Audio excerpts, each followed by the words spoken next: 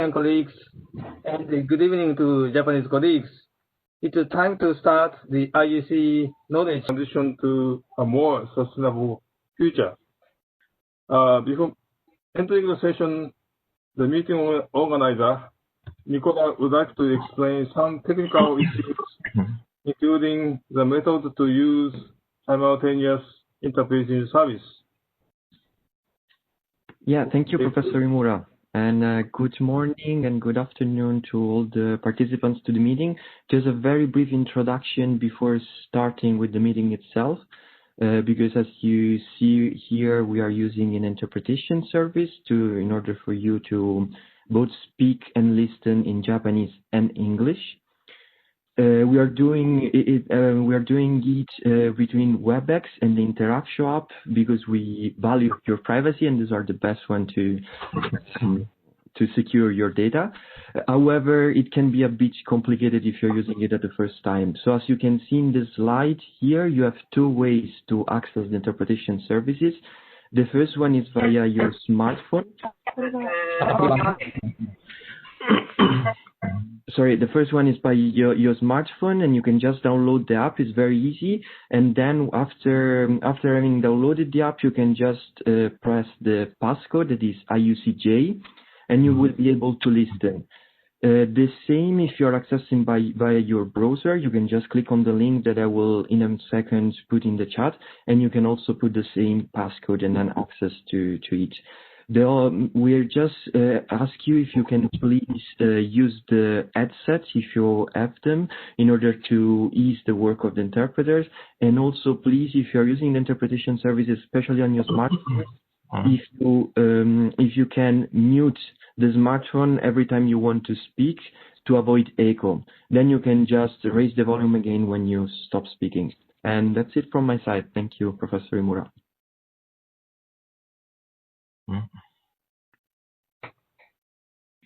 Okay, sure. So, I am Hidefumi Imura, team leader of the IUC Japan. Today's webinar is actually the third of those which are co-organized by IUC Coordination Unit in Brussels and the IUC team in Japan. Today we will discuss circular economy, while we had another webinar the day before yesterday on energy transition.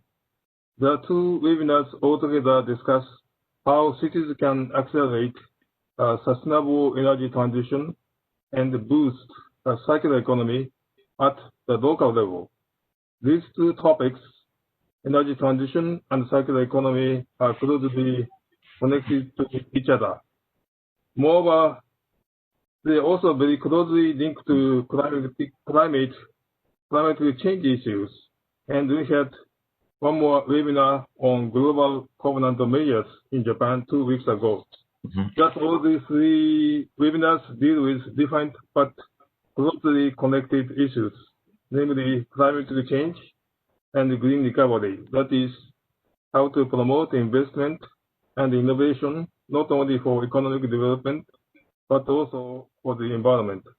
All these issues are in line with the objectives of the SDGs, the EU's new urban agenda, and the Paris Agreement.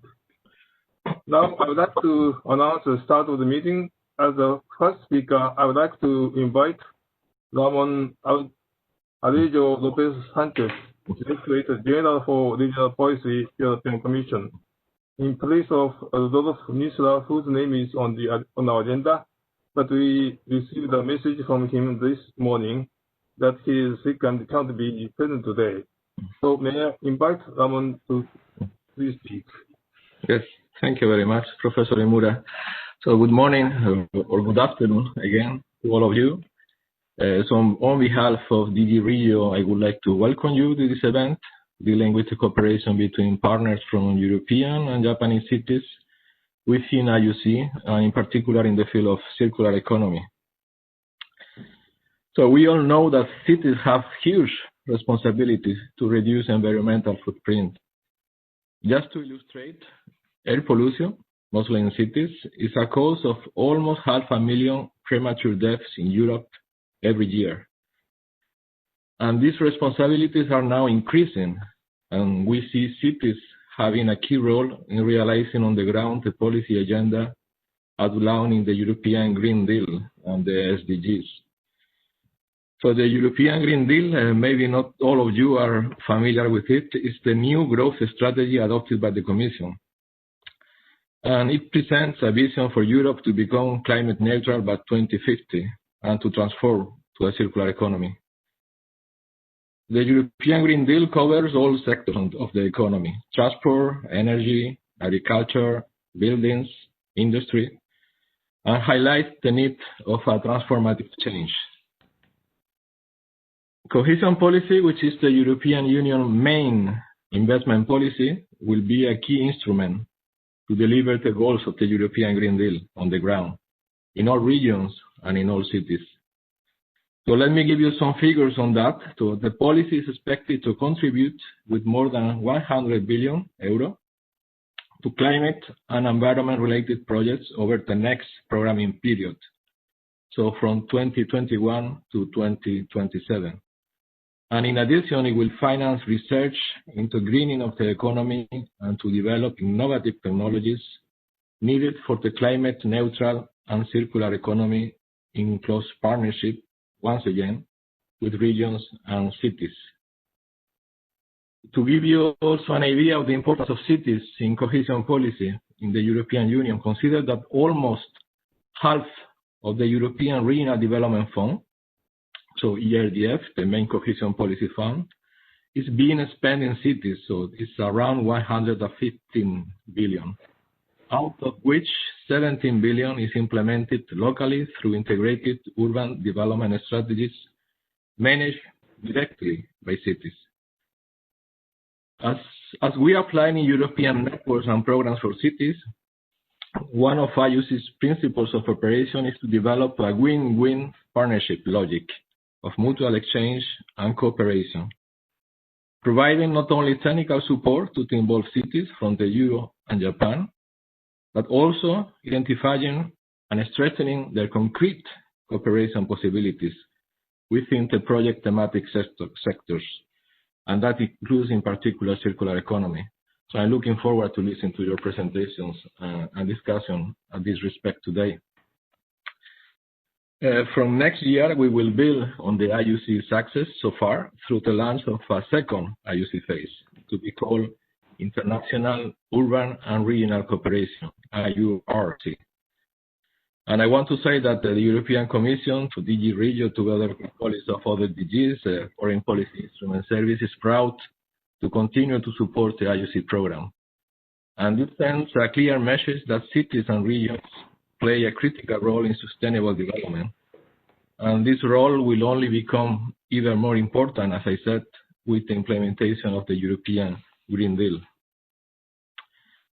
Unlike in the current IUC city-to-city cooperation model, in the IURC, cities will primarily work in thematic clusters that focus on a topic based on the UN New Urban Agenda and the Urban Agenda for the European Union. But of course, cities who wish to develop a more intensive cooperation with European partners will also be able to follow, of course, one-to-one city pairings, as it is the case now. And I'm pretty sure circular economy will be a key topic under further thematic clusters. So let me underline also another important aspect at this respect. We very much hope that this new organization of the cities cooperation in thematic hubs will make it easier to include all appropriate stakeholders, including from the national level in the networks. So in other words, the new program will have an enhanced focus on multi-level governance. During the discussion today, I'm sure we will speak very much about the importance of governance. Inclusive and multi-level governance is a topic on which we really very much insist in the context of cohesion policy. And it has been as well one of the key topics addressed by the Circular Economy Partnership of the Urban Agenda for the European Union. This partnership created in particular a circular city portal that puts together good practices, publication, and strategies to help cities get underway in practice, not just in theory, including in particular innovative ways of governance, which can help in the implementation of a long-term circular strategy. And as I mentioned before, one very important aspect of city-to-city cooperation is mutual learning. But we think this should happen not only between cities within one country or one region, but also cross-regional, cross-national learning. Consider that we expect at least 128 cities from all around the world to participate in IURC from next year. And we'll emphasize very much this cross-regional learning approach through the learning platform, but also when implementing the concrete activities to make IURC a real global program and create further opportunities to share lessons learned and new approaches on city-to-city cooperation. So I wish to conclude by saying once more, thank you very much to all of you for your participation today, but in particular, but mostly for your participation in IUC these last years, for your commitment, and I wish you a very fruitful discussion today. Thank you. Okay. Thank you very much, Ramon Lopez. Especially very important information about the future of our projects, IURC. Thank you very much. Then, can I invite the next speaker for setting the scene, Manuel CARMONA YEBRADG, Director General for Climate Action, European Commission. Please, Manuel. Thank you, Professor Imura. Do you hear me? Yes. Yes. Thank you, Ramon. Thank you, Professor. One question. Will someone move the slides for me? Or do I have to do this? Sorry, I can move the slide for you, or you can also move down by yourself on the little menu on the left of the slide, if you can see it. Otherwise, if you feel more comfortable, I will move it. Yeah, I prefer that you move it, actually. Okay, is that okay? Thank you very much. Right, so good morning from Brussels, as I said. The weather looks okay after some very bad days that we had of rain. So it's a good morning, really. I am Manuel CARMONA. I work as the Director General for Climate Action. And I would like to introduce you to one of the key elements of the European Green Deal, which is, as my predecessor said, a very important one for cities. This is the Circular Economy Action Plan presented by the Commission earlier this year. Three very quick items. I will provide an overview. Then I will go into the links between the circular economy and climate. And finally, another overview of the international global actions under the Circular Economy Action Plan. So next slide, please. A bit of an overview of what's included in the Circular Economy Action Plan. Well, 35 actions in total, going from ensuring that is less waste, that is better managed, that we have circularity at all levels, in cities, in regions, that people embrace circularity, that we empower consumers, and public procurement also favors circular economy. The key message overall of these 35 actions is that we need a comprehensive plan, this plan, that works along the entire life cycle of products. And that is a crucial thing. We don't leave any part of the production and consumption cycle out. The action plan is a communication from the Commission. It sets a vision. It announces a number of actions to implement that vision. And all actions will be implemented within the Commission's mandate of 5 years, starting last year. There are both legislative, non-legislative actions involved. There will be financial, non-financial actions, support, knowledge. So it's a combination, a range of different instruments. Next slide, please. Right. So as I said, the second point of my presentation, the link between the climate action and the circular economy.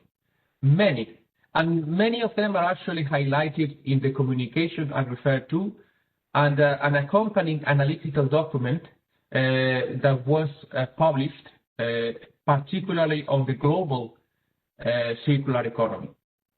You can see the list of links that I have gathered from those documentations here. One important one is that the resources that we use for our economy, only extracting them, actually produce 50% of global emissions. And we are excluding here land use change, which is also an important source of emission. So clearly, acting on circularity and a better use of resources will make climate action, and in particular emission reduction, progress critically. We have there also the very worrying trends that we have, for example, in the extraction and production of metals in particular. We have very worrying tendencies also in the current non-circular economy of raw material consumption. And very importantly for cities, this raw material that is used for construction and urbanization is growing faster than the population of the world, which is already growing pretty fast, as we all know. Today, raw material consumption for urbanization and for building construction already is responsible for 9% of global emissions. Another important element is water reuse for circularity and for climate change adaptation. Because of the changes on precipitation patterns around the world, we're going to have to reuse and save water. And this is also part of the circular economy logic, because water, at the end of the day, is another of those resources that we use for the economy. The good news just before turning to the next slide, I just wanted, you prevented me from actually mentioning the only good news of this slide. The only good news is actually the last one, the last line there. Resource efficiency policies can reduce global emissions by 19%. So only being more efficient in the way we use materials for our economic activities can make a huge difference, almost a fifth of global emissions. So that's the ray of hope. Next slide, please. Finally, I wanted to end with an overview of the initiatives that we have presented already in the Commission and that we will present shortly on the link between climate and circular economy.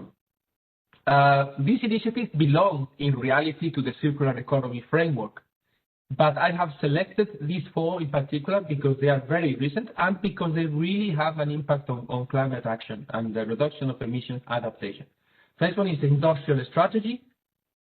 Actually, it was published at the same time as the Circular Economy Action Plan because, of course, industrial symbiosis and the use of resources, the secondary raw materials debate, they all belong very much to industries that are very resource intensive. So it makes a lot of sense to, of course, embark the industry from day one, and we did.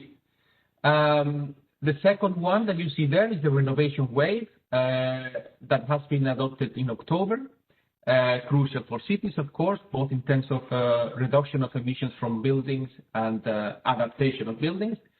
The third one, also in October, has been the chemicals strategy for sustainability. And a fourth one that is in the making and will be soon released, if nothing goes wrong, is a new regulatory framework for batteries. Sorry, I think, yeah. Yes, it's announced, but it's not yet adopted. It's very, very soon. It's the 17th of November, I think. And this will be a new regulatory framework for batteries.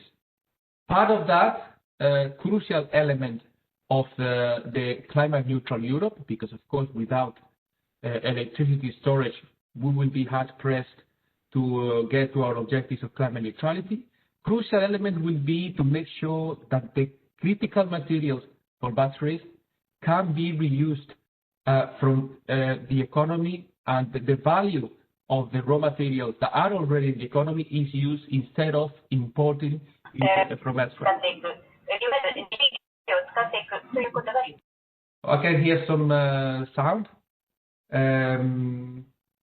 Okay, it's gone. Next slide, please. Here, I'm not going to go into this. These are a list of further initiatives linked to circular economy that will be presented in the framework of the Circular Economy Action Plan next year in 2021. And finally, yes, please go ahead. Next slide. There's still 2 slides to go. This is the second to last. I was saying about leading efforts of the EU at global level. The Circular Economy Action Plan includes also, importantly, the idea that the EU can help set global standards, or at least regional standards, for the circular economy, so that the circular economy is part of the trade relations of the EU, and we have supply chains that help the circular economy foster. So we have a number of ideas already in the communication and in the analytical document. We will try to accomplish what is possible. Of course, here we depend on our partners in third countries, Japan among others, to have, for example, a global agreement on the use of plastics and the waste management linked to it, marine litter, and all the implications that we know. A global circular economy alliance, why not, in the context, for example, on the United Nations Environment Assembly, which will take place next year. There are discussions that have started on this. And generally in a number of regional, bilateral, multilateral fora in which we are present. Next slide, please. This is my final slide, just to leave you with some key message from us for the discussion that goes afterwards. First of all, we have seen it clearly. Global circular economy is crucial for climate neutrality, to achieve emissions that peak as soon as possible and are net zero as of 2050. Just to recall, 50% of emissions come from global resource extraction. Second message, circular economy is sure to get a higher profile in the diplomacy that we do about the European Green Deal. These are political dialogues, for example, with Japan. They are regularly held, technical dialogues, circular economy missions, and of course, the work of the IURC in the future will also focus on this. Thirdly, and finally, the EU will seek actively international alliances at all levels, including cities, on the circular economy. That's it from me. Thank you very much for your attention, and I wish you a very, very good meeting. I know that the menu is very good. I've seen the agenda, and I leave you in very good hands. Thank you. Okay, thank you very much, Manuel. I know that your schedule this morning is very tight, so I wish to express my thanks to you. Thank you very much. Now can I move to directly move to the next the session, circular approaches to drive sustainable urban development. We would like to hear some good practices of EU and Japanese cities in this field. The first speaker is Lotte, SUVERI, and Yutaro Rajan, the Saori, MATSUDA, and also Togo Omiya of the city of Togo, Nagano, and also hearing.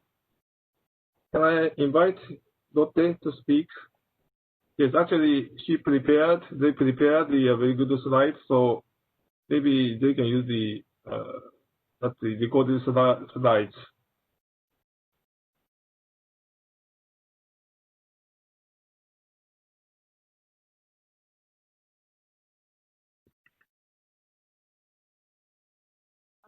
Very nice to be here. My name is Lotte SUVERI. I'm a project specialist in the climate team of City of Turku from Finland. I will be introducing you the circular economy cooperation that we've been having with Nagano City and opposite town and City of Turku in this IUC city pairing program. Here you can see some of our team in the picture that was taken last November in Turku.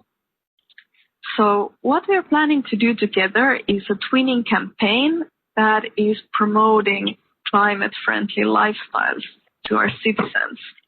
And this is a video competition targeted mainly on young people.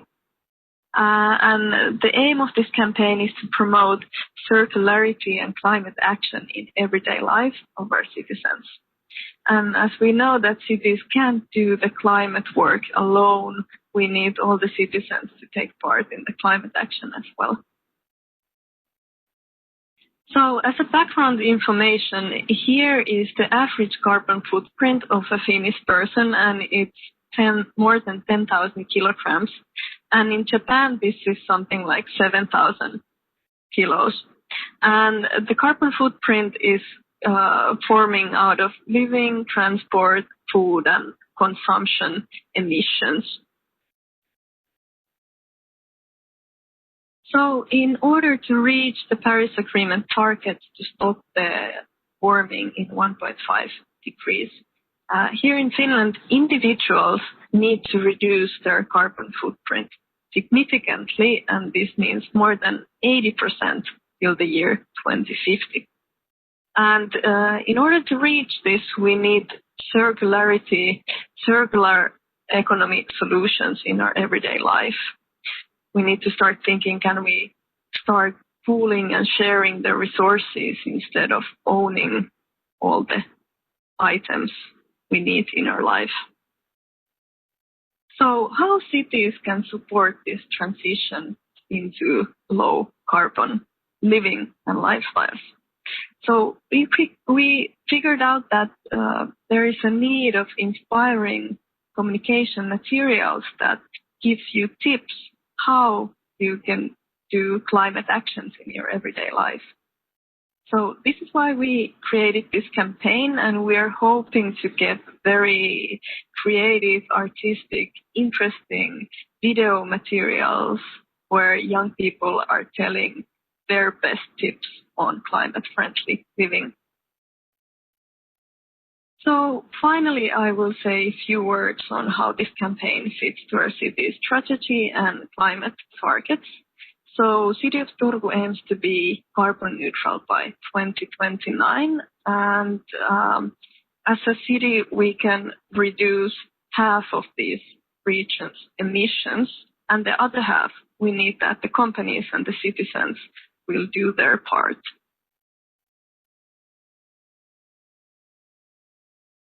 City of Turku has had a climate plan for 10 years, and we follow the Sustainable Energy and Climate Action Plan model that is used also by thousands of other European cities. City of Turku has also this target to be resource-wise by the 2040. And this means sustainable use of natural resources, no waste and no emissions. And in order to reach the climate target and these resource wisdom targets, City of Turku has embedded the circular economy in the climate plan. And actually, we're one of the first cities that has done so in the world. So in the video campaign, we talk about climate-friendly lifestyles, but the circularity is a big part of this sustainable living. And at the moment, Circular Turku project is aiming to shift the whole region economy into circular. And here is a lot of background information that we've been doing in that project that you might find interesting. And this video campaign fits also to the Circular Turku project very well, because we need to approach to the citizens and encourage them to find circular solutions in their everyday life. Next, we will hear from Saori, MATSUDA, City of Nagano. Next, I would like to talk about why Nagano City decided to work on this campaign and what kind of measures it would like to utilize by carrying out this campaign. As shown in the graph, greenhouse gas emissions from households in Nagano City account for a large proportion of overall emissions. How to reduce CO2 emissions from households is one of the challenges of climate change countermeasures in Nagano City. We have been raising awareness of climate change measures for citizens at environmental events, but due to the spread of COVID-19 infection, we have not been able to raise awareness this year. Under such circumstances, I think that the 1.5 degree life campaign initiative received from the city of Turku has given us a very good idea as a new educational method for students. The idea of the carbon footprint has not yet penetrated much into Japan.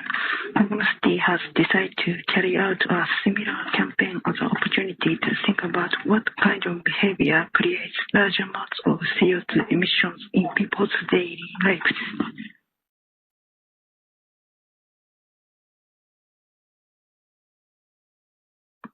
Nagano City wants to utilize the result of this initiative into major policies. One is to include the results in Nagano City's climate change plan. This plan is scheduled to be revised in 2022, and one point to consider is how to set greenhouse gas reduction targets in the city. We would like to reflect the result of this initiative in the setting of goals and the measures to achieve them. The other is a spread to neighboring municipalities. Nagano City has a business cooperation in various fields with 80 neighboring municipalities. Since this includes businesses that are collaborating in the environmental field as well, we would like to introduce the result of this campaign to these neighboring municipalities. Hello, my name is Saori. I'm working as a section manager of disaster prevention and sustainable environment in Nobuse Town. Together with City of Turku and City of Nagano, we are also working on 1.5 degree video project. Last year in 2019, our town and Nagano City was hit by a typhoon, and thousands of houses were damaged due to flood. This experience made citizens getting more concerned about climate change and its effect to our daily lives. We believe the video project will be a great opportunity for us to rethink and show how we can make actions in everyday lives towards a better future. And now we can take a quick look of the beginning of the campaign video that was created by the Youth Council of City of Turku. Did you know if we all live like the Finns, we would require 4 Earths to live? That's why we're challenging you to share your best climate tips through the magic of video. But hold on, what happened in the beginning?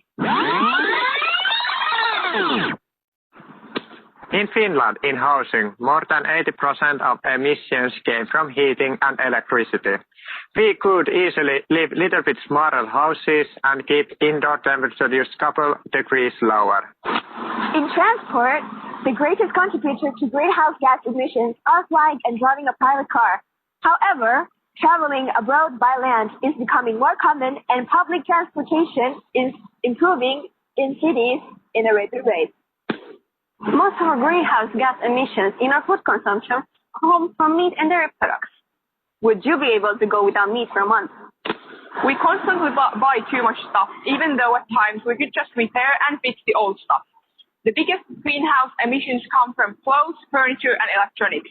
And now back to a challenge. We young people here in Turku, Finland want to invite you in Japan to take climate action with us. Share your best tips on how to live a climate-friendly lifestyle on a short video.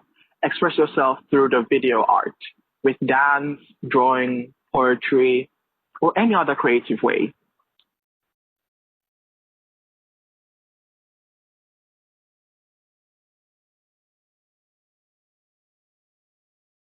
Okay, thank you very much. Very, very nice presentation with video already. And also they explain their video projects to encourage low carbon lifestyles by citizens, especially young people. Thank you very much. Then may I invite next speaker, Rajan CHEDAMBATH from India, Kochi city. We may hear another aspect of green circular economy from him. Please, Rajan, please. Okay. Yeah. Good afternoon, Professor Imura, for inviting us to be part of this very important discourse or dialogue or whatever. And I'm Dr. Rajan CHEDAMBATH, as you said. I work for the city of Kochi, and Kochi is in the southwest corner of India. It's a very small urban center. In the inner city, we have almost 0.7 million people, and in the larger agglomeration area, we have 2 million people. And the inner city is almost 94 square kilometers, and the larger agglomeration area is almost 200 square kilometer area.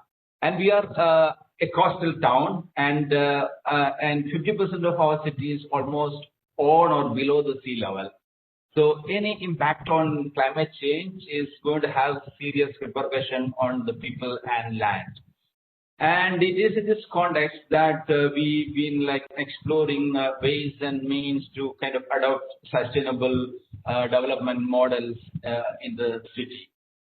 And it is in this context that we started exploring good practices that has been happening all around the world as far as sustainable living is concerned, and sustainable governance is concerned, and sustainable development is concerned.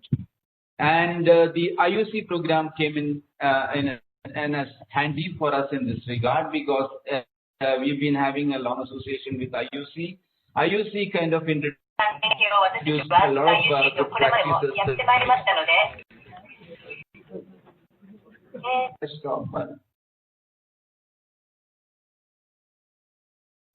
Should the translation happen, Professor Imura? Please continue.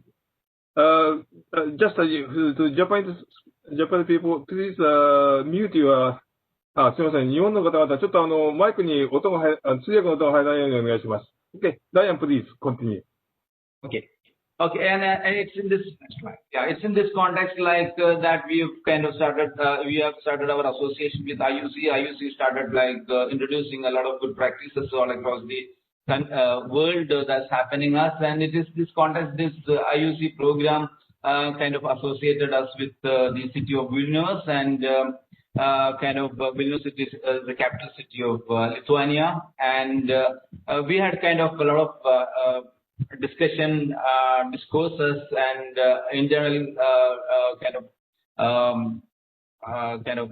discussion on projects and programs that we can really emulate from or learn from Vilnius in the city of Kochi. And it's not just the officials, it's the political leadership, the administration, the political leadership, the policy makers also involved in this kind of discussion. And it was for the first time that we got the chance to kind of interact with a well-developed a city which has got a lot of sustainable living projects happening.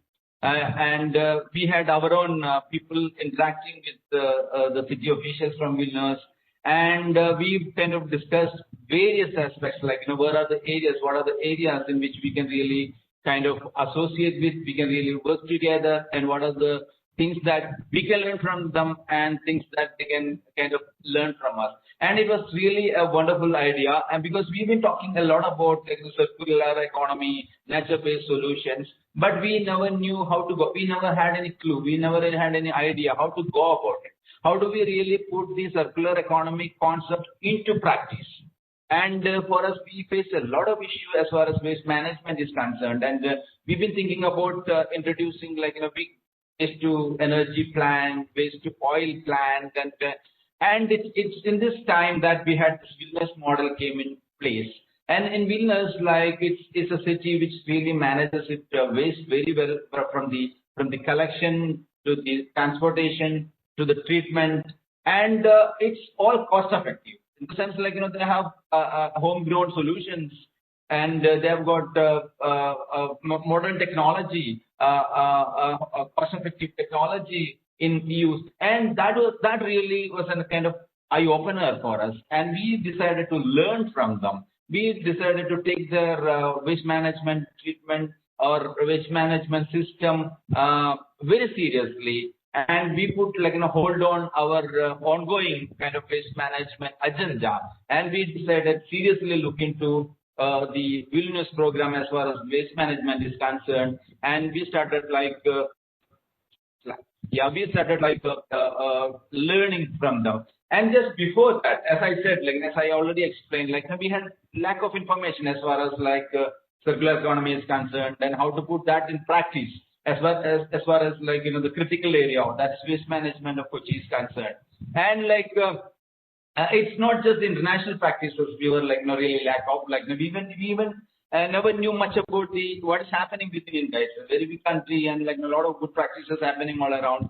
And again, local governments in India are not really local self governments, because this local government institutions do not have all that powers which other countries really cities in other countries really enjoy.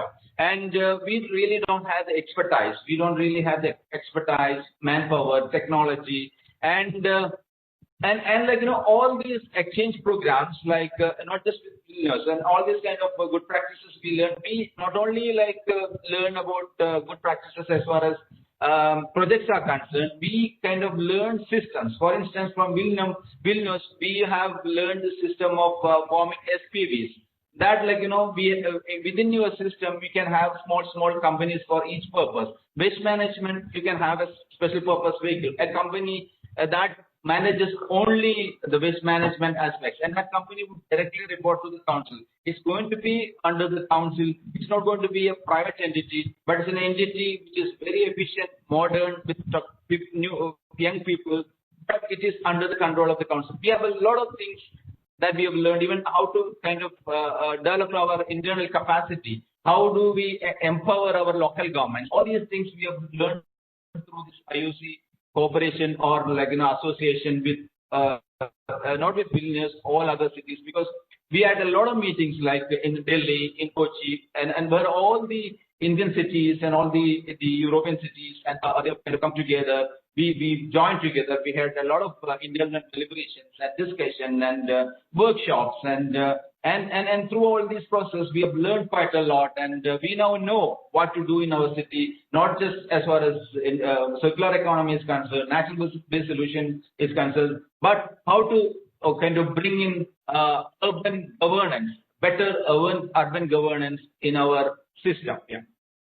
So how do we, and I'll come specifically to the Vilnius model, how we started the whole thing, initially we had discussion with both the cities, over internet, over call, our Skype meeting, we had initial discussion. We discussed what are the strengths and weaknesses of each city, what are the things that we can, Vilnius can give to Kochi, and we found out that there is nothing much that we can give to Vilnius except our fish well, because we are a city with a lot of marine well. So, and then we had the political leadership, the officials, we started discussing. Then we had a scoping workshop, what are the area we should really work on. And then we started preparing technical documents to work on.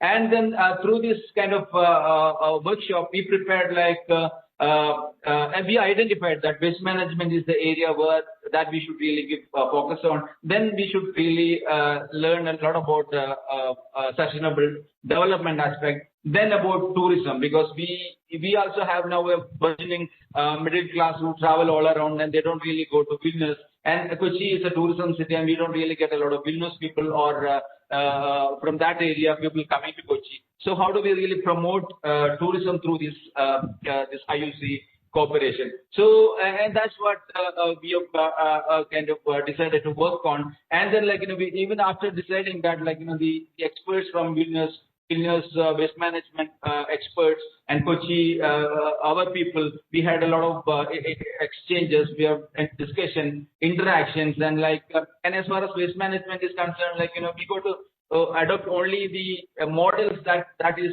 going to be successful, because we are a state with a lot of rains. We have almost 3 to 4 months of rain. Our waste is wet, and climate condition in Vilnius would be quite different from us.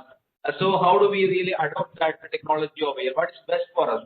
How do we kind of change that technology that really suits Kochi. So we had this kind of very serious deliberations, very serious discussions, and the Vilnius Association really came in handy because that city had a lot of expertise as far as waste management is concerned. We only had some engineers with very limited knowledge about waste management aspect. Yeah. So like it was quite a successful thing, like learning from an international cooperation, learning about kind of circular economy, learning about natural-based solution. That we have solution within. We like waste management. Like what are the things that we can do to reduce your waste, reuse your waste, reproduce your waste? All that we have learned from Vilnius. So it became a very successful model. And then we had like a lot of agencies involving it. It's not just the municipal administration or the local government, the state government, the pollution control board, state government, and the entire urban planning department of the state. Like many cities joined in our discussion and networking. And we have a lot of non-governmental organizations working on many aspects. They've joined. They took a lot of interest in being part of this thing. And local media gave a lot of attention to this association between a city far off in North Europe and coming together from the Baltic region. They're coming and they're handholding with a city in South Asia and that too in India, in South Indian context, and how that is really teaching us how to use your own resources, how to use circular economy, how to use your waste as waste has always been a curse for us. But how can you use your waste as a revenue generation thing? How can you really sell 1 or 2% of your plastic? How can you really sell the electronic waste that you generate and make money for the city? So these are we never thought about it. These are the things that we really learned from this Vilnius model, Vilnius Association, the IUC program, and it's been one of the greatest success as far as the urban local governments in the state of Kerala or India is concerned. And I should really thank IUC for bringing us this technology, bringing us this association to make our city a livable place and to make our living better, the life of the people better. And that's what I have to say for this, as far as this presentation is concerned. Thank you, Professor Imura, for giving this opportunity once again. Thank you very much, Dr. Rajan. Yes, we learned very much from your experience. Thank you very much. Maybe we will have a time for discussion following your presentation later. So I would like to move to the next presentation by City of Essen, THEISEN, and the City of Koriyama, Yohei Watanabe. May I ask THEISEN to speak? Maybe he can use the recorded video.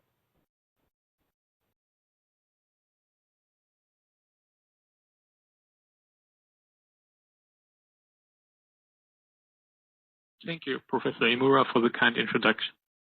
At the beginning, I would also like to thank the European Commission, the IUC coordination teams, and our partner Koriyama City for the great support over the last years. My name is THEISEN. I'm working as project director for the EWG, and I'm supporting the IUC project, especially when it comes to economical and international topics. It is a great honor to be part of this program and to be invited to this session to give an introduction of our approach towards the implementation of circular economy. Speaking of circular economy, I want to point out that the theory of it can be quite precisely, but that we like to think of it more openly. In the first half, I will showcase some projects in Essen, and in the second half, I will introduce our cooperation with Japan. One key event for us was the receiving of the title European Green Capital of the EU in 2017. For some people, it was a surprise because they think of Essen as a grey, dusty or dirty place. And this is because Essen used to be the biggest coal city in Europe. Today, with 590,000 inhabitants, we successfully managed the transition from a production to a service-oriented industry.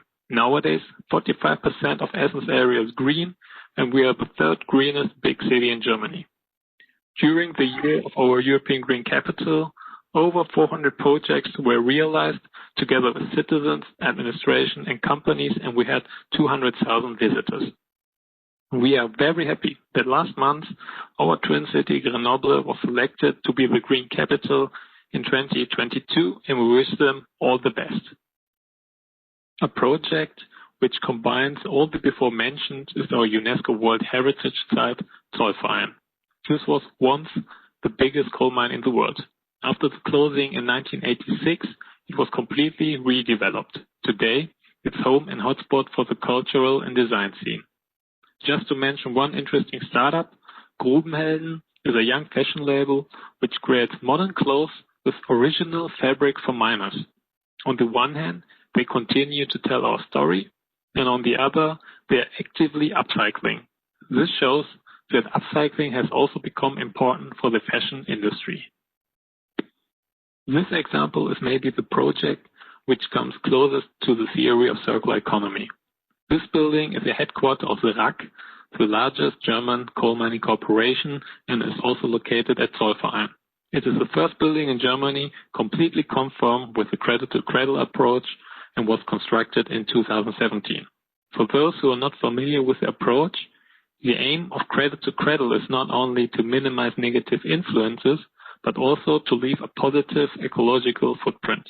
Besides the green roof, the collecting of rainwater, and the usage of renewable energy, this building was especially certified for the use C2C certified materials and its sustainable construction. To put it simple, this building is a material bank. It is a good example that circular economy is also possible in the material consuming construction industry.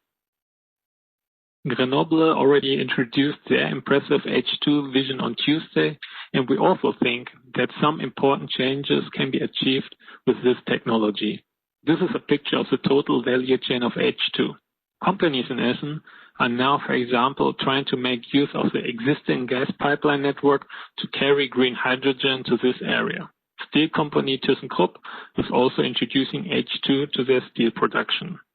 Selected as a hydrogen region by the Federal Ministry of Transport and Digital Infrastructure, we will establish a hydrogen ecosystem together with Essen-based companies. To do so, our research institutes in Essen are extremely active as well. And this is a part where also our cooperation with Japan comes into play.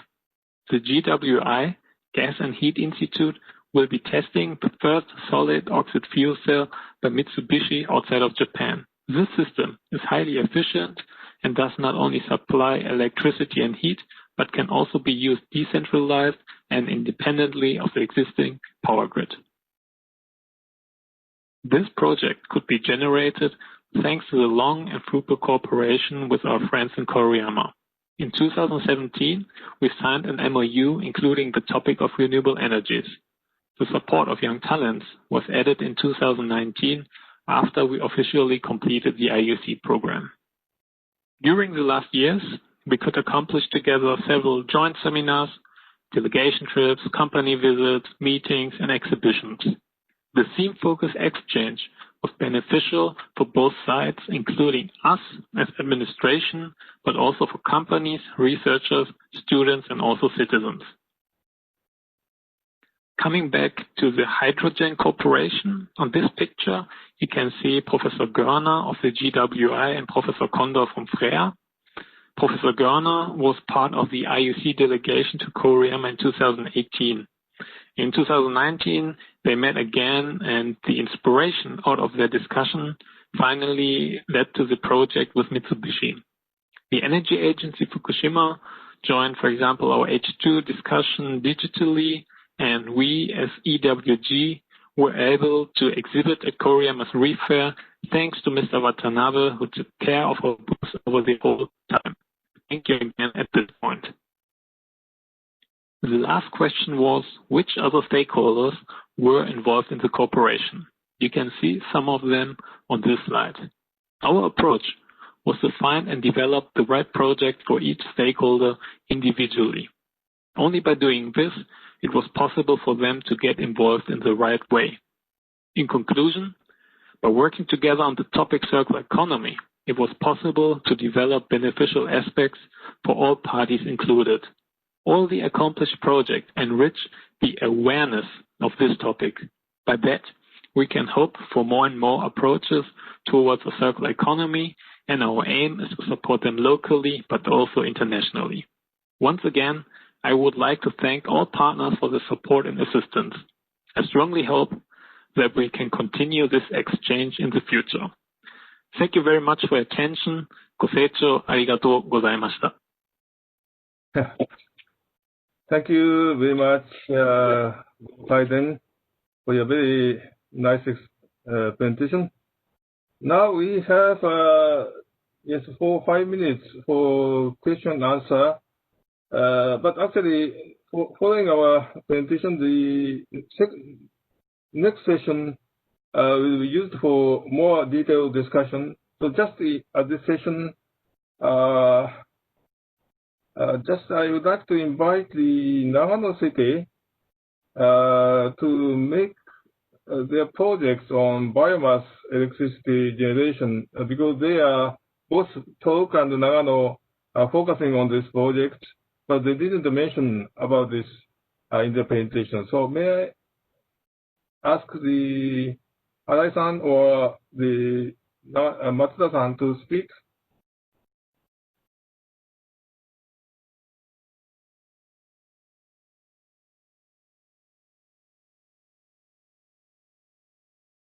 Arai-san 聞こえますか？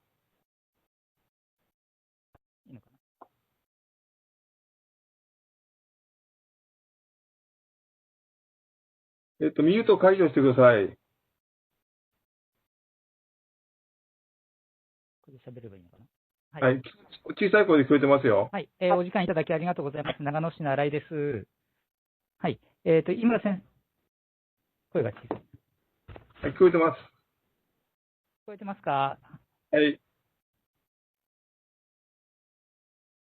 はい。聞こえてますか？はい。長野市からですね、井村先生、お話しいただきましたバイオマスの話、少しさせていただきたいと思います。長野市内はですね、森林率が 60% と、他の地域に比べて比較的高いということもありまして、木質バイオマスの利用を推進していきたいというふうに考えております。市内にはですね、間伐材、リンチ残材を使う木質バイオマス発電所が1基ありまして、1500キロワットの規模です。年間2万トンから2万5000トンのリンチ残材を使うという形になっています。半径30キロメートルぐらいから取材するということで、他の地域への影響を考慮した形で運用がなされています。現在ですね、課題が一つはございまして、近隣の市町村に大きな発電所が2000キロワットのもの、14500キロワットのものが建設されておりまして、長野市内のその発電所への材を、木材をですね、今後も持続可能に、調達していくにはどのような形が良いか、事業者、行政、パートナーシップを組んで、取り組んでおるところでございます。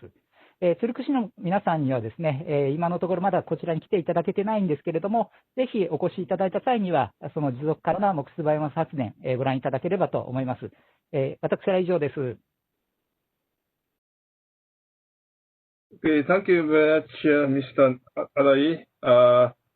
Biomass is just one example of connection between circular economy and the climate energy, clean energy. Okay, I'm afraid that many of you are frustrated to ask questions and the more discussions. But fortunately, the following session will be devoted to more detailed discussion. So I'd like to hand over this floor to the next moderator, Lena LINDAHL and the Togo UCHIDA. お願いします。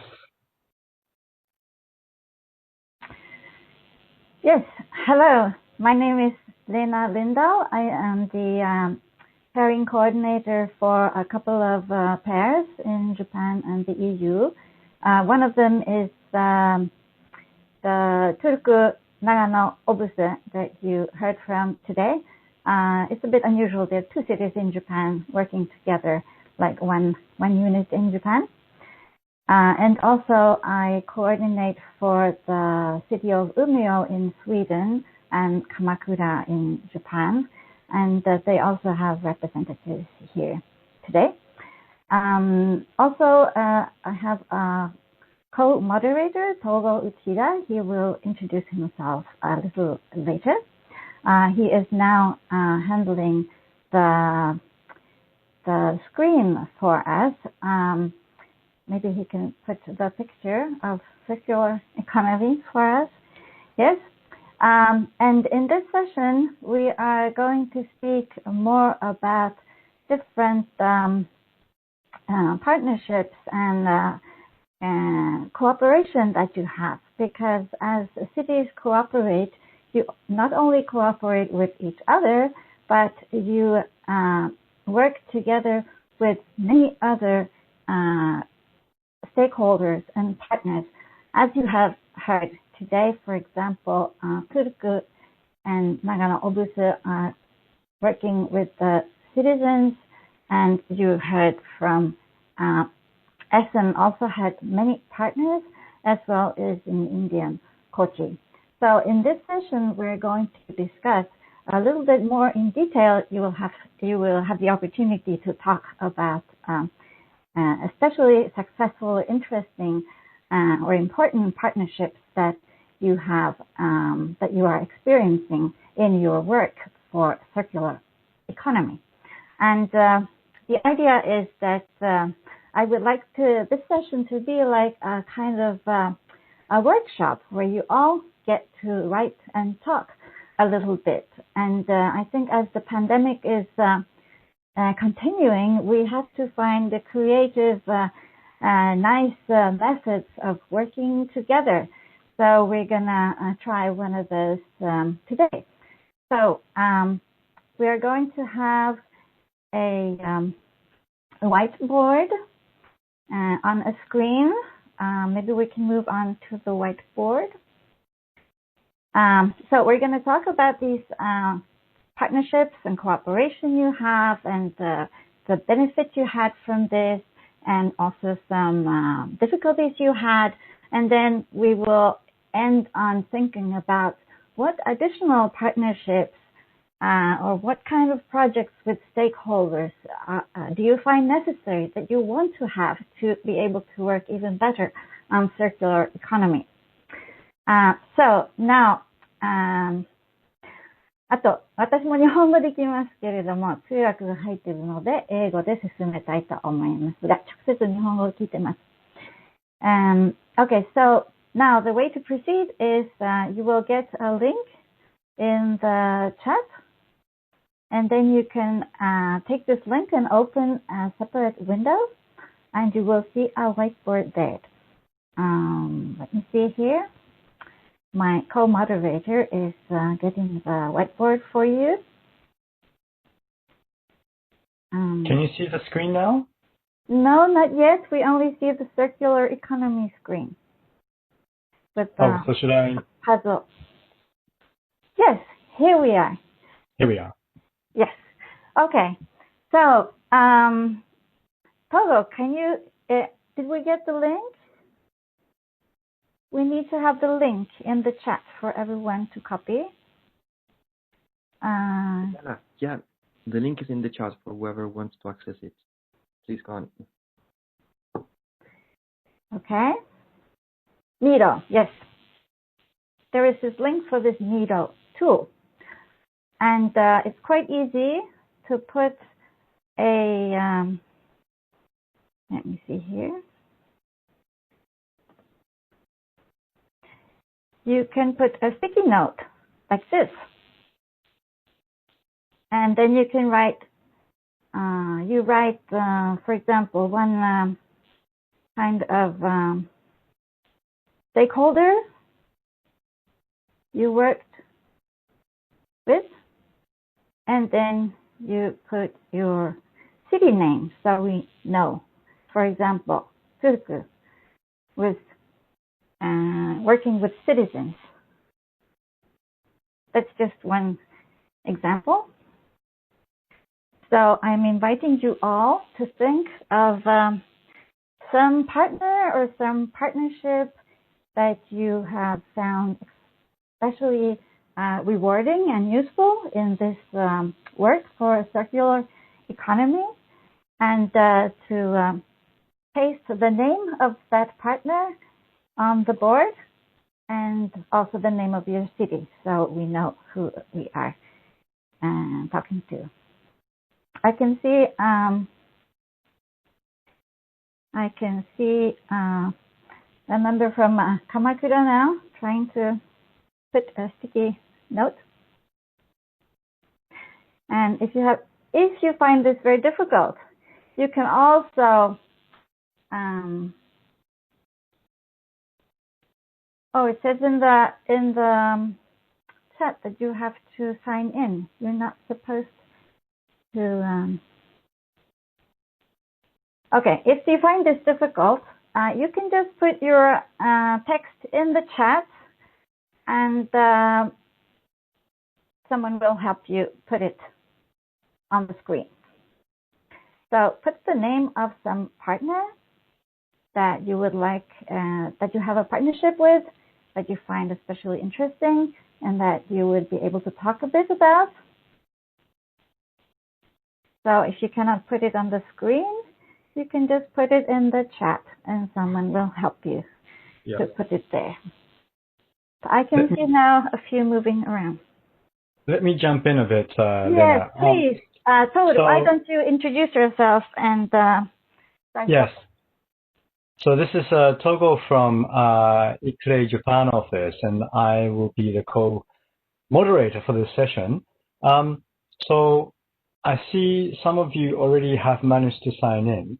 So if you could click the sticky note icon at the left-hand side, you could drag it into the frame, and then you double-click for typing in. So you could double-click, and then you could start typing in. For those who could type in English, you could type in English, but for those comfortable writing in Japanese, you can type in Japanese. And I will translate that into English whenever it's possible. Yes. So a lot of people are now starting to type in.「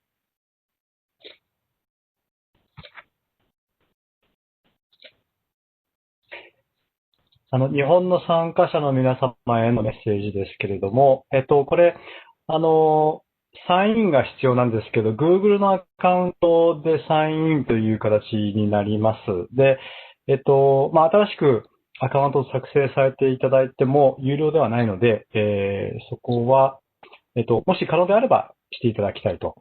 で、サインインされる場合においてはですね、この画面の左の方に、ポストイットのですね、マークがあるんですけども、ここで、新しく、投稿というか、ポストイットの、スティキーノートって書いてありますけども、それが、出てきます。で、それをこうドラッグしていくとですね、こういった形で、新しいのが作られます。で、そこで、お好きなというかですね、これ、質問を抱えてますけれども、循環経済を実現する取り組みに協力したステークホルダー、に関して、の質問がありますけども、その、ステークホルダーを教えてくださいという形で、ここに入力していただければと思います。このシステムがちょっと使えないということであれば、チャットに、日本語でいいので、どういった方とですね、利害関係者と、協力したかというので、メモを追加いただければ、こちらの方で入力しますので、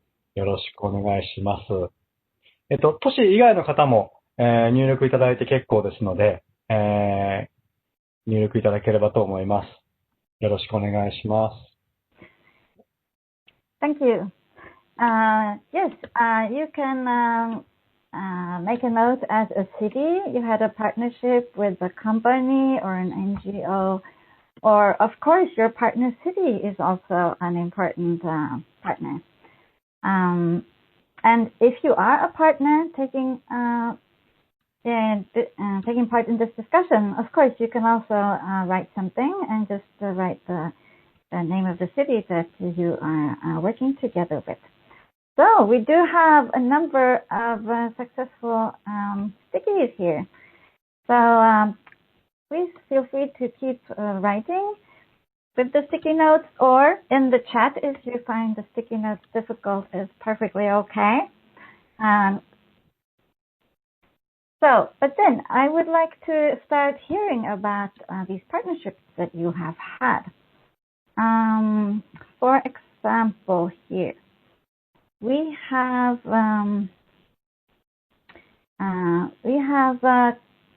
Kamakura has put a note saying that they work with Fab Lab Kamakura. What is this, and what have you been doing to promote circular economy? Would you like to say something about that, please?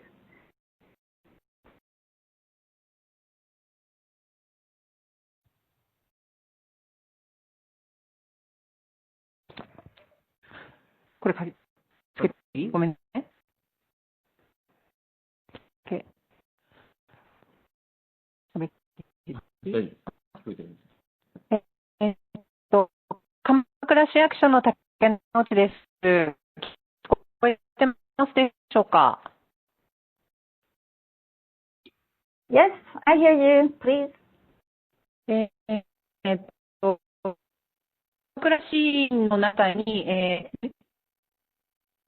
Thank you. の中に日本で初めて設立されたファブラボ枕というファブラボがあります。3D プリンターやレーザーカッターの高度な機械を市民の方にも使っていただけるような信号といった形のもので、世界中いろいろな都市にありますけれども、初めてファブシティ宣言というものをしまして、問題解決能力を使って循環型の社会に移行していく取り組みを始めるという宣言をしたところです。で、例えばプラスチック、海洋ゴミのプラスチックの問題など、市民の皆様にような、実施したり、してきました。市民の方にもそういった問題を身近に感じていただきながら、例えば3D プリンターペンなどを買って、最新のテクノロジーと同時に、課題解決のツールとして、使っていただく体験を提供するような活動を今までしてきました。以上です。Thank you.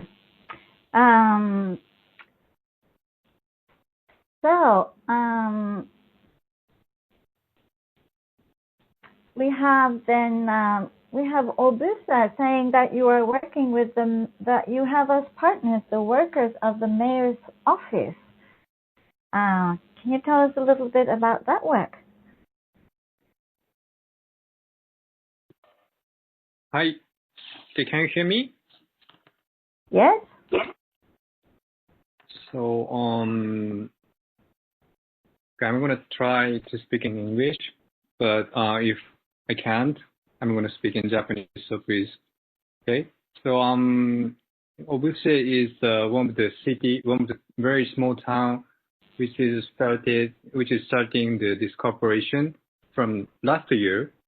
And then before that, we didn't have any project, or we didn't have any like concrete plan for the circular economy in this town. But because of this initiative and cooperation with the city of Turku, last year we started to organize some project in this field, and then we are now just the beginning of the making new plan for circular economy or waste management from next year to in 5 years.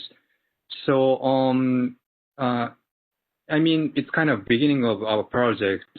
So it's very important to firstly make people understood, make people who are working in our office, mayor's office, understood what is the circular economy, or what is the key point for us to start to reduce our waste from our office.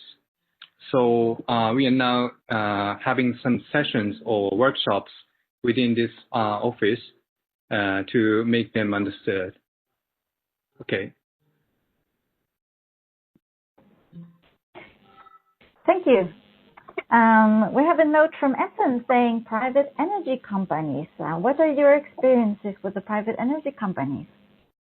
Yes, it was a project during our European Green Capital Year where we worked with the company Innogy. It's was the biggest green energy company in Essen, and it was a project in the south of Essen. We have a lake there where normally other ships are touring around the lake, and they invented together a ship which is running on methanol. So it's a green fuel, and the interesting part was not that only the ship has another technology, but also that the methanol was produced at the lake itself.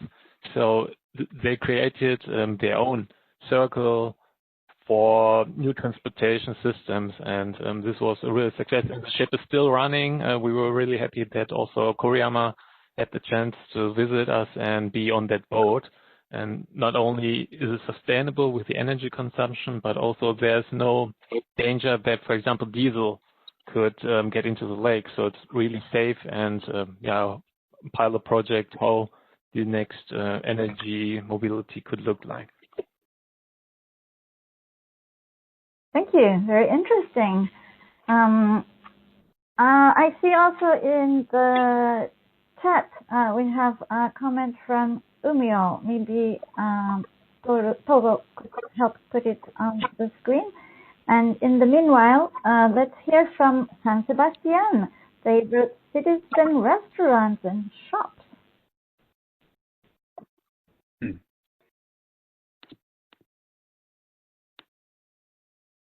Can we hear from San Sebastian?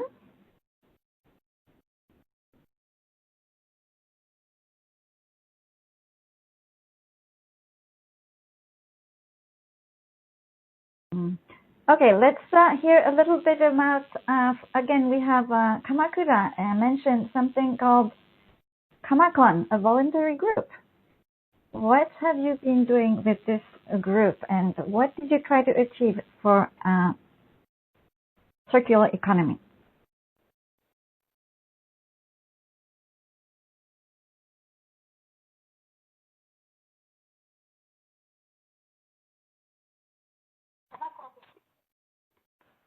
はい。鎌倉市役所竹之内です。カマコンというのは鎌倉市民の、ボランタリーな、活動なんですけれども、鎌倉を愛する人が鎌倉のためにみんなで地域の課題を解決しようということで、行政から目指したわけではなく、市民自ら、自分たちで立ち上がって、地域のいろいろな課題を自分たちで持ち寄って、それを、みんなで解決策をどうしたらいいかということをグループでディスカッションして、そこで出た解決策を実現するためのプロジェクトを走らせていくということをもう何年も、自主的に続けています。定期的に、会合を開いていて、月に1回、そうした集まりを定期的に鎌倉市内で持っています。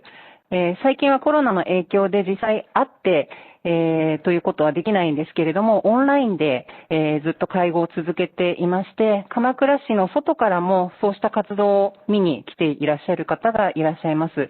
1回の会合で100人ぐらいの参加者があります。で、具体的なプロジェクト、本当に今まで100以上のプロジェクトが生まれて、いろいろな活動を展開してきていますけれども、例えば、そうですね、地域を持続可能にするためには、選挙への参加率、投票率を高めることが必要だということで、地域の商店とも、商店とか、いろんな事業者と、もしその選挙に行った方には、例えば市内の飲食店などでの割引チケットを配るようなプロジェクトを実施したり、人力車という、人が引っ張っていく乗り物、観光客のための乗り物があるんですけれども、もし選挙に行ったら、抽選で何名かの方に人力車に乗っていただくというようなイベントをやって、地域のことを考えるきっかけにしていただくといったようなプロジェクトから、海の環境をきれいにするためのプロジェクト、またその防災について、例えば鎌倉は海があって津波が来るんですけれども、地域の持続可能性のために、津波が来たときにどうやったらみんなで協力して、行政だけに頼らず自分たちで避難を完了させることができるかといったプロジェクト、啓発プロジェクトなども、今までに実現しています。以上です。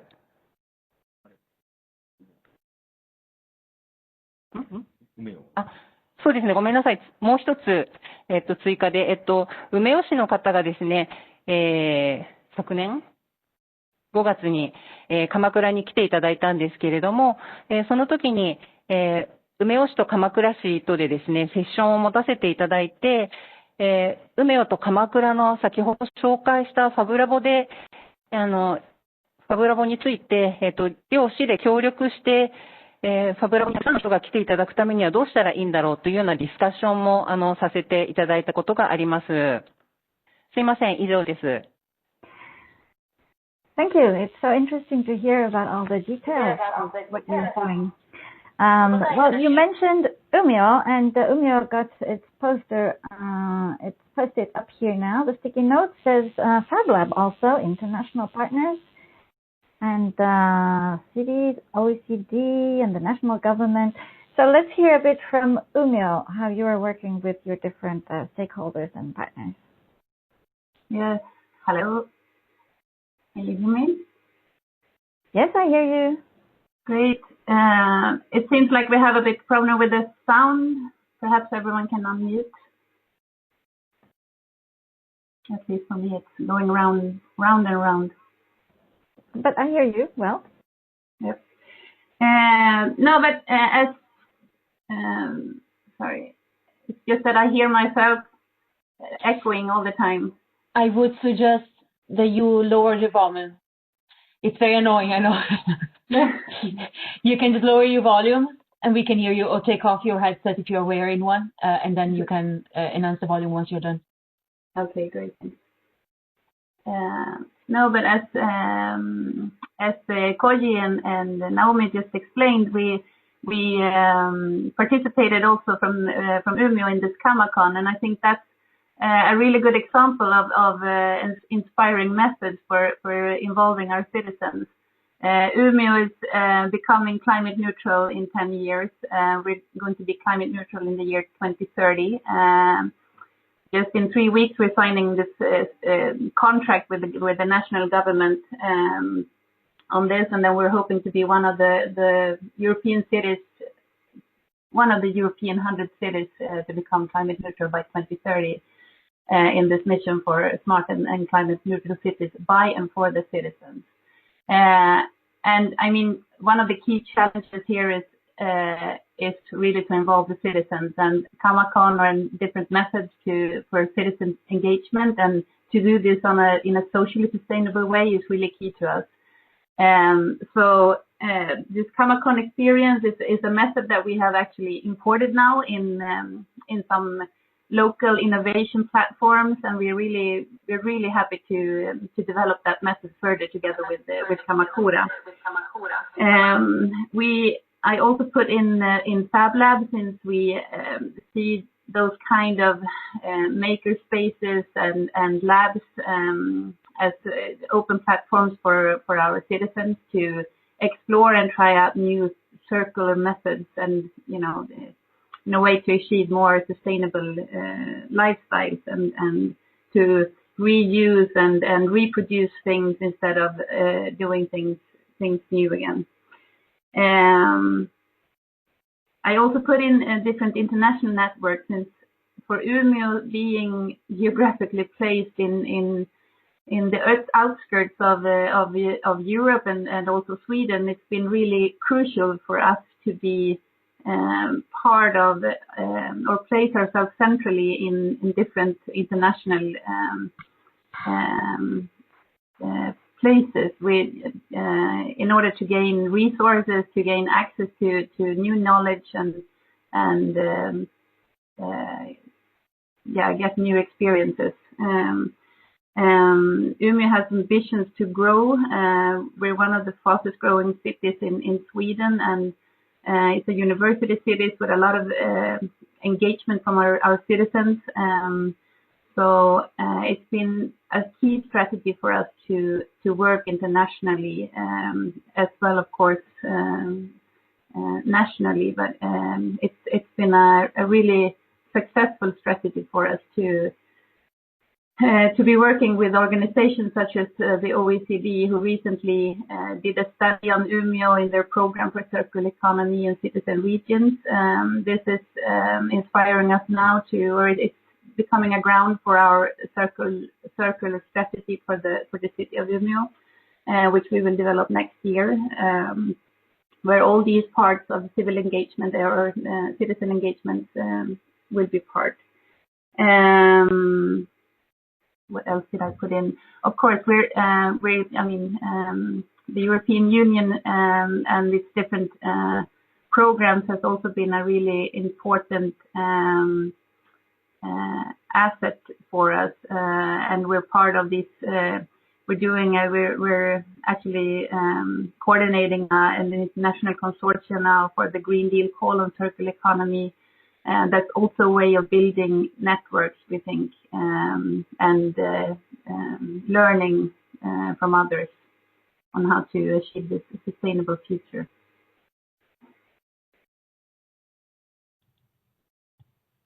Thank you, Susan. I hope that this exercise will make it possible to recognize in other cities how you're working, maybe in similar ways or have common interests. I would like to return to San Sebastian and see if you want to say something about your work with citizens, restaurants, and shops.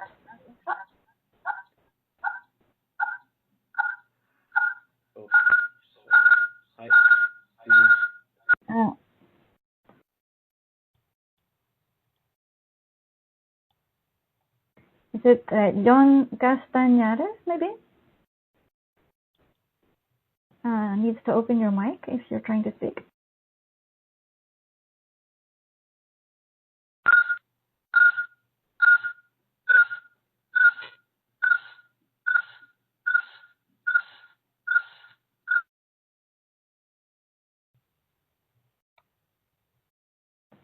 Seems like we have a technical problem there.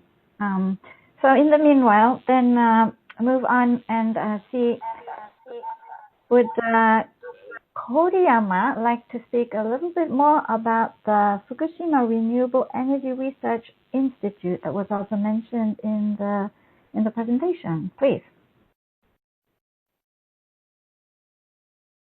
Actually, it was me who posted it. I just put Koriyama underneath because it's located in Koriyama. But if I may add, I showed one example where the GWI, the Heat Institute in Essen, is cooperating with them, but we have a follow-up meeting in the next weeks where we are also talking more about the topic of H2, and in this aspect also the circular economy with H2 Consultant Agency in Essen. And so this clearly shows that for all partners important, not only the companies, but also researchers and consultants to be able to exchange on top level experience and knowledge transfer. And the research institute in Fukushima is under the National Institute for Advanced Industrial Science of the Japanese government. So it's a really good point to get connected. Thank you. Another try with San Sebastian. Would you like to speak about your work with citizens, restaurants, and shops? Can you hear me now? Yes, we do. Please. Thanks. Sorry about these technical issues that I had. Anyway, what I can tell you about this experience with restaurants, shops, and other kind of commercial places in San Sebastian is we have had several campaigns about circular economy, trying to have a lesser amount of waste disposals. So one of them with citizens mainly is been to promote, to foster the use of reusable diapers for children. That hasn't been really very successful. It seems that still the citizenship is quite reluctant to the use of reusable diapers instead of the typical ones of that are sold in every place. But the ones that the families that went into this really got very much satisfied. The satisfying factor has been incredible. Apart from this, with shops, we have done different things. One has been to monitor the consumption of energy and tell them how to be more efficient, and at the same time also about we have told them, and they have been using bonus for the people who didn't use bags, and some of them have also given reusable bags for the people who went to those shops. Other one has been with fish and meat stores, where there's been a foster of the use of plastic Tupperwares. I mean, those kind of plastic things to keep their food from take the food from the shop instead of using bags or other kind of envelopes. Another thing has been with restaurants, fostering the use of the local water from the tap instead of using bottled water. So we have given them crystal recipients for the water, and when you go to those restaurants, the first thing they give you is the water bottle given by with tap water.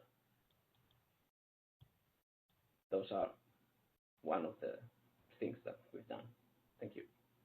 Wow, thank you very much. We could really hear about the details of daily life that we all share. Let me see here. We have Nagano City has put as partners the neighboring cities and local governments. Would you like to explain what you mean with that?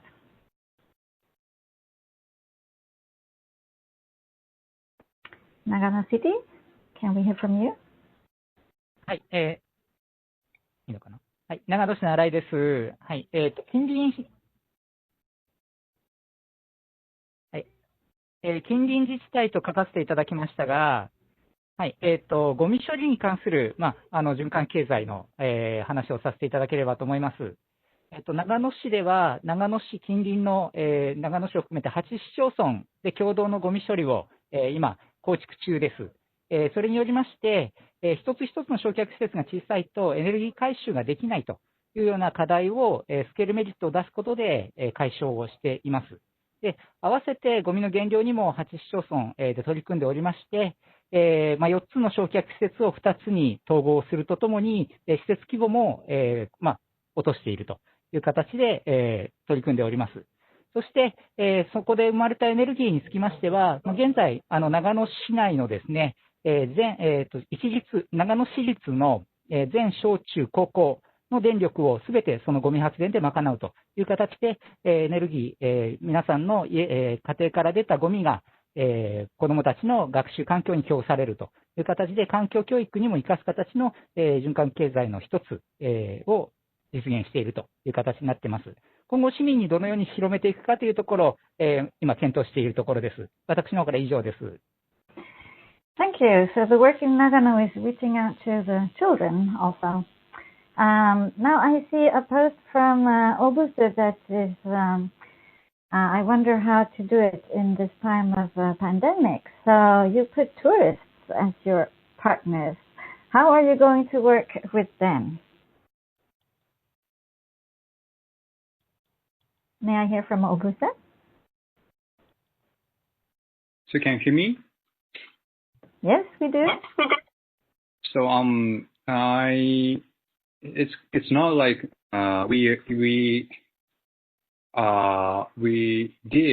did some kind of collaboration with the tourists, but we are now planning to do this. So it's not like the things that we've done, but we are now planning for that. But Obuse is one of the very famous place for its tourism in this region. So especially like it's kind of same as San Sebastian, but San Sebastian is more people coming from all over the world. But Obuse is a place where people from Japan are coming to this town to enjoy eating, having meals, especially during fall season. So there are so many tourists in this town. So what we are now thinking about is that how we can collaborate or how we can let people coming to this town know or say cooperate to reduce waste from the tourism sector. So now we are preparing for some tours or like publications to let them know to reduce the waste things. So apart from that, there are so many like the shops or restaurants which is mainly provide some services to tourism. So we are now contacting to the these kind of like owners in order to looking for some ways to reduce waste from these sectors. Yeah, that's all. Thank you. This reminds me very much of Kamakura City. They also have very many tourists and are also thinking of how to deal with the waste issue related to tourism. But finally then, I would like to hear a little from Turku. You have written so many things of what kind of partnerships you have. So maybe you would like to mention something else than what you were talking about in your video. Please. Lotte, I think, is here. Yes. Hello, everyone. Yeah, so we have this citizen engagement going on, for example, through the campaign that we introduced earlier today.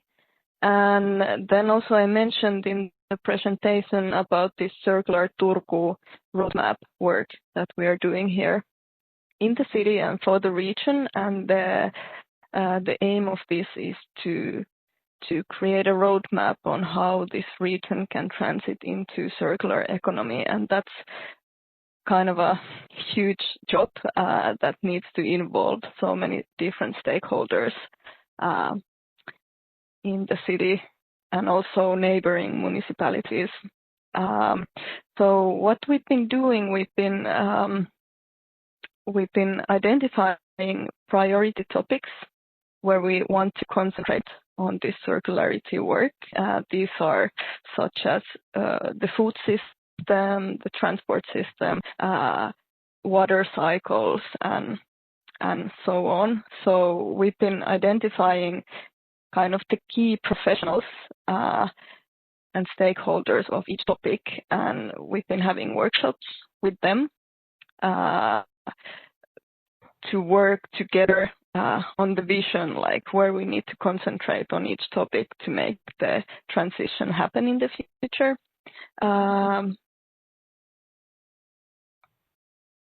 then, of course, local business organizations such as business chambers. Turku Science Park is also one kind of like governmental organization. Then the universities, some national organizations such as Finnish Innovation Fund.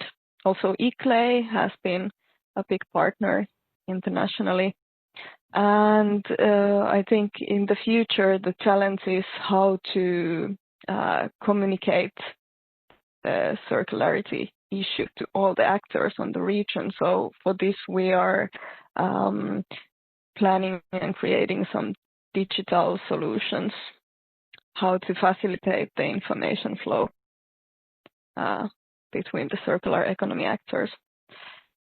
So yeah, it's a big work ongoing. Thank you, Lotte. Now I wondered, Togo, I see that you have already started summarizing a bit in the next frame. So would you like to take over and deal a bit with these the benefits that we have heard of and some problems maybe, and we can collect a bit of such text. And you are also free again to write on your own. We have a screen here now that you have two options. You can write about the benefits. We already heard of many benefits. For example, Lotte said you were talking about communication, and you said you also have a difficulty in how to reach out with the communication about circular economy. So you are very welcome to write here yourself. And then I hand over to Togo for a while to try to summarize a bit what you find in this frame. Yes, Lena, I was more concentrating on, how do I say, fiddling around with the frame too. I'm sorry. But it was quite interesting to hear from the participants. And I think we have been seeing few key, how do I say, words coming out from, at least from these participants, including how to get citizens' involvement, private sector. Fab Lab Kamakon is all about, I think, innovation, how to connect those people who are traditionally not being able to connect, but for the local governments to intervene, creating a space for different stakeholders to meet up and to discuss about the challenges and coming out with new innovative ideas to increase circularity. Lena, I just want to kind of consult with you. How should we do with this? I think for benefits, I think actually it wasn't me who have been posting for this frame 3, but maybe yes, there's been a lot of already people, including Professor Imura, has just posted a new one. What do you think how we could actually proceed this? We could maybe go through what's been listed already now. Do you think that would be a starting point and ask people to... Yes, we only have 15 minutes left, and I would like to get to the final screen too. Maybe we should look at the difficulties because they are experiencing many difficulties. And then in the end, we can move on to the final one when you get a chance to dream of what kind of partnerships and projects with stakeholders you would need and like to have to achieve a circular economy. So why don't you look a little bit at the difficulties here they have posted? Sure. So for the difficulties, so what's written here, and I think there's some key words, for example, technologies, raising citizens' awareness and cooperation. And one of the, I think, key issues for circular economy is, of course, how do we secure economy of scale is something that is extremely important. For the biomass, how to secure the biomass itself for the electricity generation to be economically feasible is, of course, a key issues for the local governments to check. The waste management, also cooperating with neighboring local government is, of course, in order to secure economy of scale in that way is extremely important. Yes, so cooperation with other cities beyond the geographical border, yes. So that's exactly the reason why this partnership is required when we are talking about circularity. International knowledge sharing, yes. So through the experience of IUC program, there's been a lot of city to city, local government to local government peer learning opportunities where people can, although the cities are located in a different geographical, political, and also in many cases economic situation are diverse, nonetheless, we have learned that the experience and approach can be, I think, learn from others can be possible, even though if we have a different situation for each local government. Multi-level governance, central, regional, local governments, industries, private sector, citizens, yes. So this, the sticky note actually says that for all, I think, in this circularity, because there's so many stakeholders are involved, as Turku mentioned, there's multiple, multi-level governance and multi-level cooperation is required, as well as different approaches with different stakeholders, which is somewhat breaking out from the traditional systems or mechanisms. And I think we could see that local government are really struggling to break that wall and establishing new relations between different stakeholders. From concept ideas to actions, yes. So there's been a lot of discussions, but I think local government are now in the stage of really moving into practice. And I think this is where a lot of difficulties will at the same time arises. But nonetheless, I think local government are, moving on towards, moving more towards actions. Need of cross-sectorial horizontal approach. I think this is also same as the multi-level governance cooperation. At the top, legal and institutional limitation of the city. Yes, I think this is also difficulties, but at the same time, from my experience, I think this is also an opportunity because I think the reason why cities have to partner with different stakeholders is because, of course, every different stakeholders have different roles to play. So I think by understanding the difference and the limit,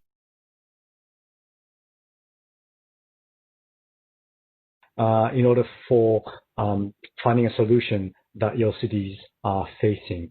And of course, we didn't have that much of discussion on this, but the digital solution, I think ICT, these digital technological innovation is opening up new potential. And I think cities are growingly trying to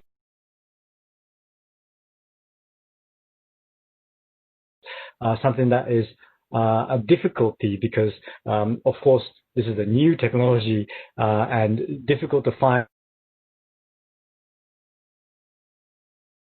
knowledgeable person. In any case, I think the necessity is recognized, and I think people are trying to approach the problems that cities are facing. Lena, I'm sorry. I think that wasn't really a good summary, but I think we can move on to the next slide. Thank you very much for a very good summary. Yes, move to the final slide. Just for like 5 minutes now, I would like to give you the opportunity to make a wish list here. In your work for circular economy, maybe you see that you need another kind of partner, or you would like to have a kind of partnership, but you don't still have it, but you see you want it and you need it for your work. And looking for the future, then what would that be? And you can write here that kind of partner, and again put the city name at the bottom so we know. And if you have a problem with technology, again, you can write it in the chat and we put it there. I'm thinking, for example, I remember Kamakura saying they want to work with a university, but they don't have a university in their city. So, but you can still wish to work with the university and find a possibility maybe. So what is on the top of your mind of what kind of partnerships you wish to have in the future? Maybe someone today discovers that, oh, we want to work with the city of Kochi in India, when you heard the presentation by Dr. Rajan. Or maybe you discovered also that you want to work with another city and the partnership that you heard from, and that you share the same issues and that you might be able to help. So I can see people beginning here to post. Forestry Association, someone posted. Can you put a city name on this sticker so we know?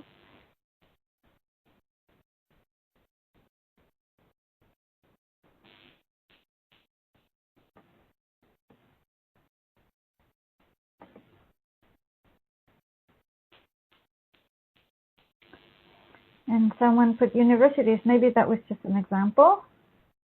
Research Institute, maybe just also another example. Private company is coming as an example. You can, yes, Kamakura has put shops and restaurants. While the others are writing, would Kamakura like to say a few words of what they are thinking they would like to do with the shops and restaurants in Kamakura? Please, Kamakura.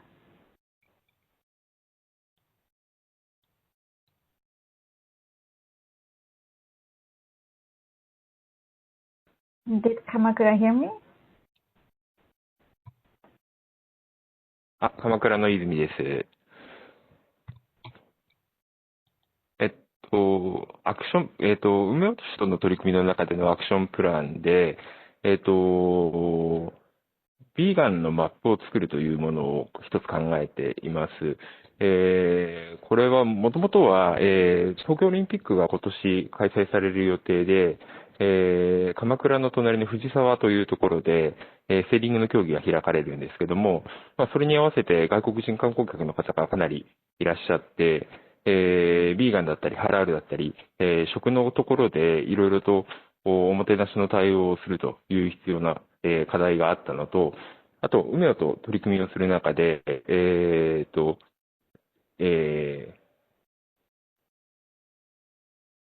サステナブルレストランネットワークという、サステナブルな取り組みをしているレストランのネットワークがあるということを学んで、その中で、鎌倉でも、もともと鎌倉精進料理という、肉だったり、魚を使わないような、食生活の発祥の地なんですけども、日本での発祥の地なんですけども、そういったところで、ビーガンの、鎌倉市内でビーガンの料理を提供するような、レストランのマップを作りたいと考えていました。で、これは、日本で、ビーガンっていう文化はまず、そもそもあまり発展しないとか知られていないんですけども、ビーガンだったりベジタリアン、先ほどの発表の中でもあったと思うんですけども、環境負荷が少ない食生活ということで、日本の中でも紹介して、そういったものを普及して、市民の、環境に優しい取り組みをするという、行動変容の一つのきっかけとなればと思っています。で、そのためには、ショップだったりレストランとの協力っていうのが重要になってくると考えています。以上です。Thank you. Let's hope the Olympics will be able to be held and be successful. Now we see Obusa wants to work with Forestry Association and farmers. Would you like to say a few words, short words about that?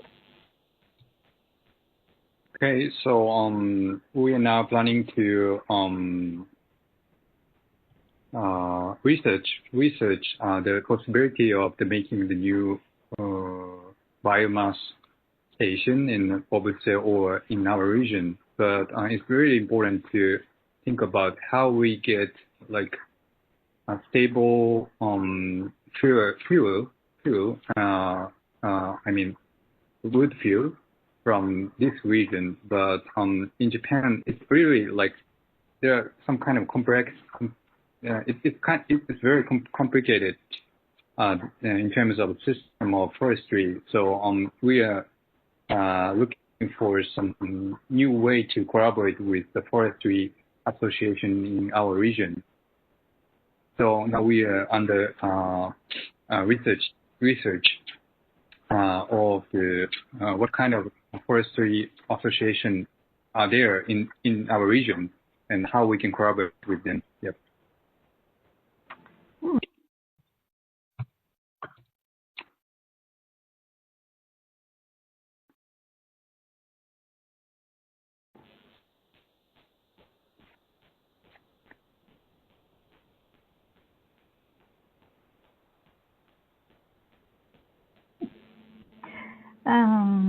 Nagano, are you there?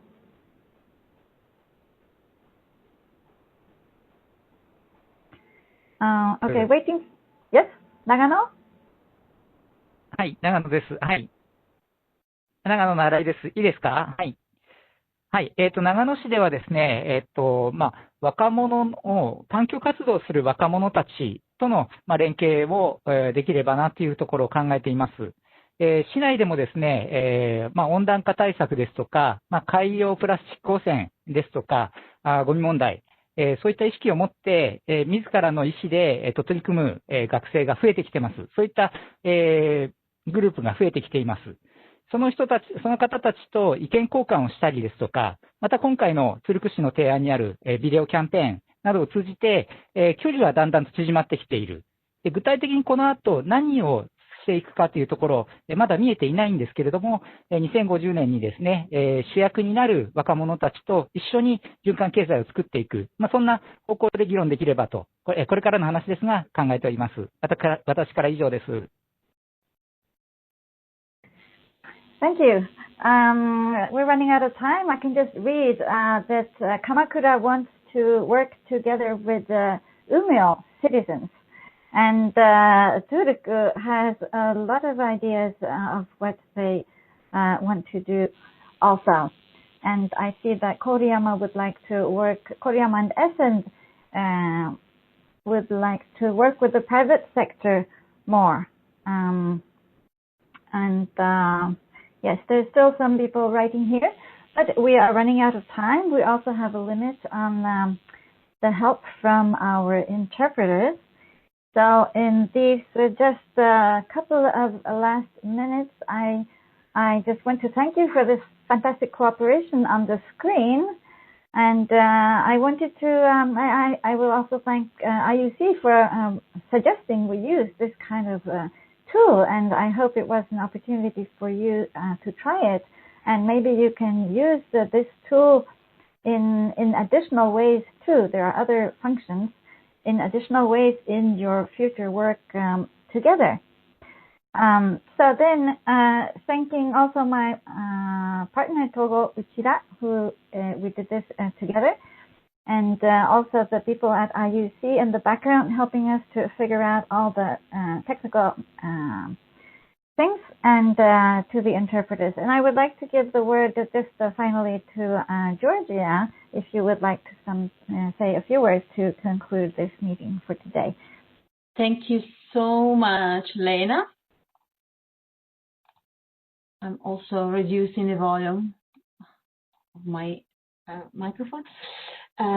Well, first of all, I really want to congratulate everyone from the outset. I was listening very attentively, maybe contributed less than in previous workshops, but it was an extremely interesting discussion, and I think it's incredible to see how much different cities across the world have in common when it comes to activities that they are trying to implement, and how much space there is from learning from one another on things that we can really carry out to improve the quality of life of our citizens. Maybe I would like to share 3 core elements that I think came out very strongly from the discussion to conclude our event today. So first of all, I think there was a lot of dialogue around the importance of partnerships.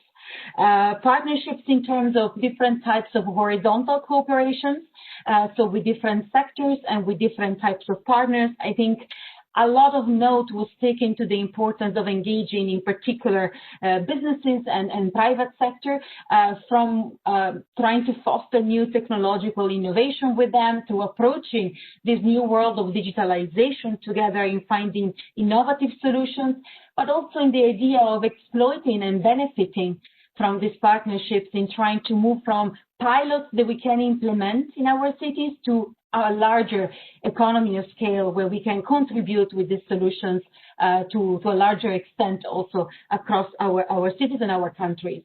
The second aspect on the private sector, which I thought was very interesting, is also the importance of engaging with businesses directly. So we talk a lot about working with restaurants, with retail, but also to really look into engaging other industries, such as the tourist industry, which I think it's an incredibly important industry in our societies, and that definitely puts quite often even periodical burdens on our cities that are, all of a sudden have to provide services, not only in terms of waste management, but also in terms of utilization of water, for example, transport, electricity. So definitely a very important partner in our transition to a more circular approach for our society. I think that the third very important partner that has been listed is definitely our citizens and our communities, together with a lot of other organizations and associations that we can engage across sectors. And a few examples were made, for example, in the sector of forestry.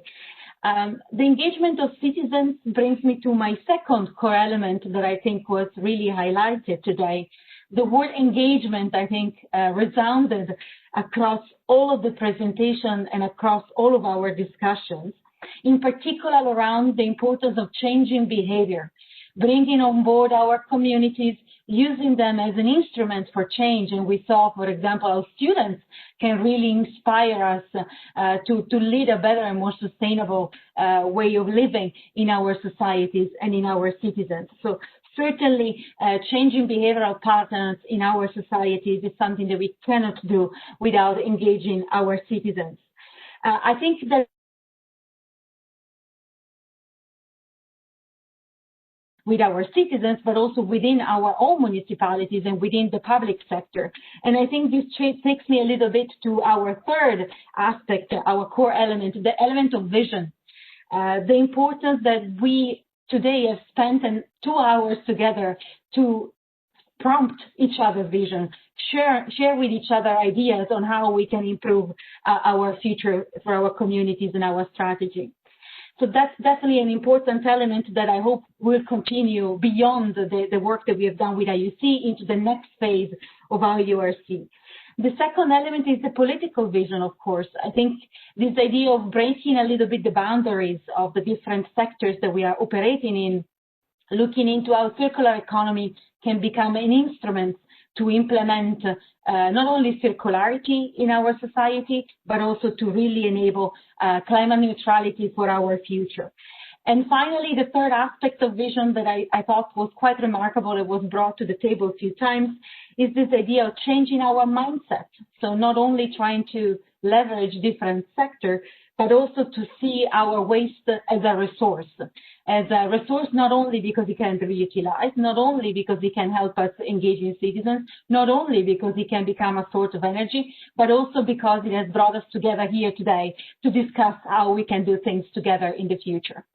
So with this, I really want to thank everyone, all the participants, our very professional interpreters. Thank you very much for your help today as well. All the speakers that we had with us today, the moderators, and in particular also Professor Imura for chairing the first part of this session. I hope we will have more opportunities to organize such exchanges, and even offline in the next few days, we warmly invite you to share your thoughts and your idea. We are happy to bridge your knowledge and to continue supporting this exchange with each other and put you in touch with each other. And also we hope to be able to continue discussing these very important societal changes that are needed for our future together in the next few months within the next program phase. So with this, I want to wish you all a wonderful evening and a wonderful rest of the day for the colleagues that are following us from Europe, and encourage you to keep up the good work and to continue working together. Thank you very much. I don't know, Professor Imura, if you want to say goodbye from your side as well. Thank you.